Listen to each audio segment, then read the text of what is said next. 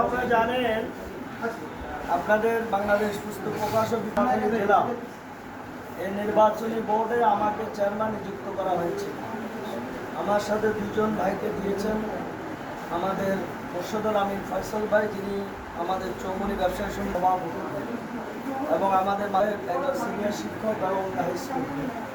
আমরা দীর্ঘ প্রায় 2 মাস কাছাকাছি কেন্দ্র পক্ষ থেকে দায়িত্ব পাওয়ার পরে আপনাদের কার্যক্রমগুলো পরিচালনা করার চেষ্টা করেছি।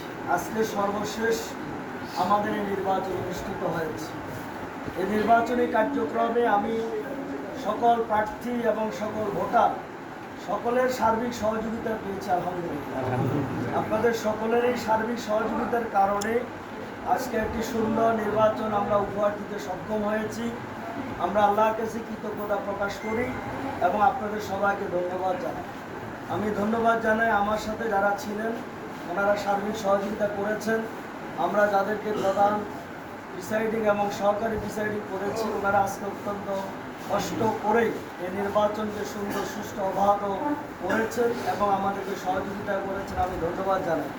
বিশেষ করে আরও ধন্যবাদ জানাই আমাদের ঢাকা থেকে পুস্তক প্রকাশক বিক্রেতা সমিতির কেন্দ্রীয় 3-4 নেতৃবৃন্দ আমাদের কাছে এসেছেন।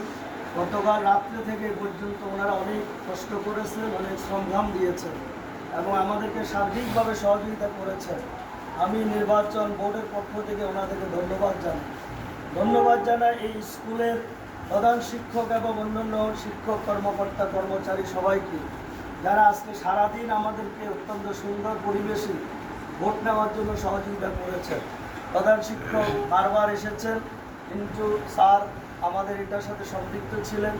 এখানকার কর্মচারী কর্মকর্তারা আজকে সারাদিন আমাদেরকে অনেক কষ্ট করে সংগ্রাম দিয়ে আমাদের নির্বাচন সার্বিকভাবে সহযোগিতা করার জন্য চেষ্টা করেছেন। সর্বোপরি কথা হলো, সকলের সার্বিক সহযোগিতা আমরা একটি নির্বাচন উপহার দিয়েছি।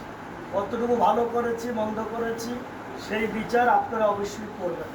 আশা করি আপনারা এমন কোনো প্রশ্ন উত্থাপন করার সুযোগ নাই নির্বাচনের ক্ষেত্রে, আমরা সে আশাবাদ ব্যক্ত করতে চাই।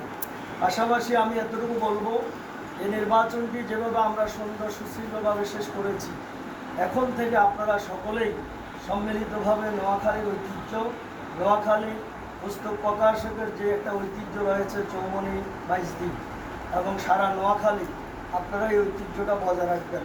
কেন্দ্রের কাছে যাতে আমাদের মুখ উজ্জ্বল হয়, আমাদের মসজিদের মধ্যে যাতে কোনো ধরনের কোনো সমস্যা না থাকে।